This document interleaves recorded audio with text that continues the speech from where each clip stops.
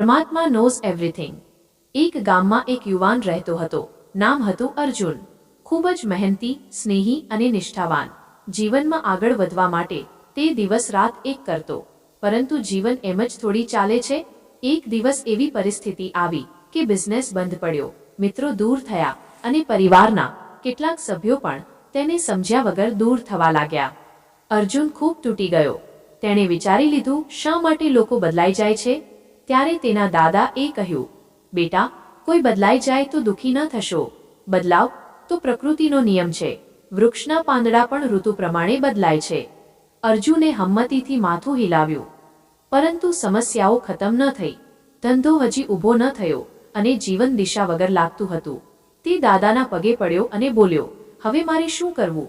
કશું સમજાતું નથી. દાદાએ તેને કાંઈ ન કહ્યું. બસ એક ખાલી કાગળ તેની હાથમાં આપ્યો અને કહ્યું, આ જીવન છે. હવે બધું પરમાત્મા પર છોડી દો. અર્જુને શાંતિ અનુભવવાની કોશિશ કરી.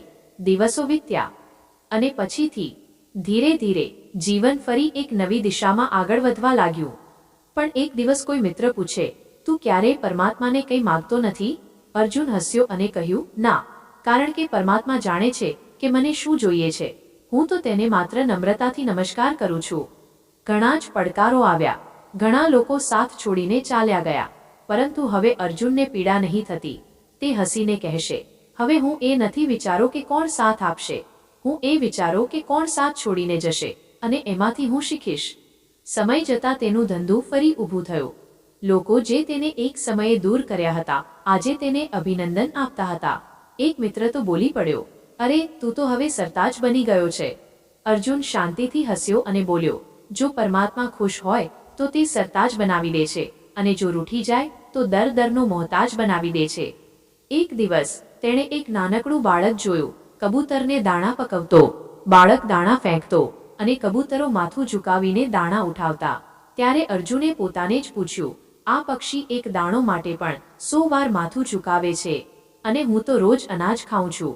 શું હું એવડો પણ આભારી નથી? તે દિવસથી અર્જુન નમ્રતાથી જતો, પ્રેમથી જીવતો અને રોજ ગ્રેટિટ્યૂડની પ્રાર્થના કરતો. પ્રભુ, તું શું આપે છે એ પર મને શ્રદ્ધા છે. બસ તું મારી સાથે રહે.